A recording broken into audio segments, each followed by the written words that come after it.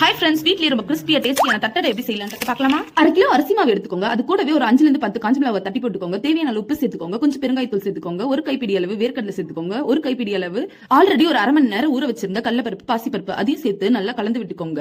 இது எல்லாமே நல்லா மிக்ஸ் ஆன பிறகு ஒரு குழிக்கரண்டி நெய் அதையும் சேர்த்து கலந்து விட்டுக்கோங்க. இது எல்லாமே நல்லா கலந்த பிறகு வெதவெதப்பான சுடு தண்ணியை தெளிச்சு நல்லா மாவு பிசைஞ்சு வச்சுக்கோங்க. மாவு வந்து ரொம்ப திக்கா பிசைச்சுக்கணும், ரொம்ப தண்ணியா பிசையாதீங்க.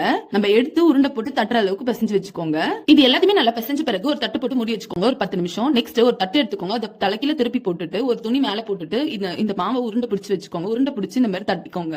நல்லா பொறுமையா தட்டிக்கோங்க. உங்களுக்கு ஒட்டுற மாதிரி இருந்ததுன்னா லைட்டா எண்ணெய் தடவிட்டு தட்டிக்கோங்க. இப்போ இது ஒரு நியூஸ் பேப்பர்லயோ இல்ல வேற ஏதாவது பேப்பர்லயோ போட்டு வச்சுக்கோங்க. இது எல்லாத்தையுமே இப்படி போட்டுட்டு நல்லா எண்ணெயை வந்து ஹை ஸ்பீட்ல வச்சுக்கோங்க. ஹை ஸ்பீட்ல வச்சு நல்லா சூடான பிறகு ஒரு மீடியம் ஹை ஃபிளேம்ல வச்சு ஃப்ரை பண்ணிக்கோங்க. கொஞ்சம் கேர்ஃபுல்லா ஃப்ரை பண்ணுங்க. ரெண்டு பக்கமும் இந்த மாதிரி திருப்பி நல்லா ஃப்ரை பண்ணிக்கோங்க. இந்த ஸ்டேஜ்ல இது எடுத்துலாம் நம்ம சூப்பரான தட்டடை ரெடி. வாங்க சாப்பிடலாம். நீங்களும் ட்ரை பண்ணி பார்த்துட்டு உங்களோட ஃபீட்பேக் கமெண்ட் பண்ணுங்க. பை.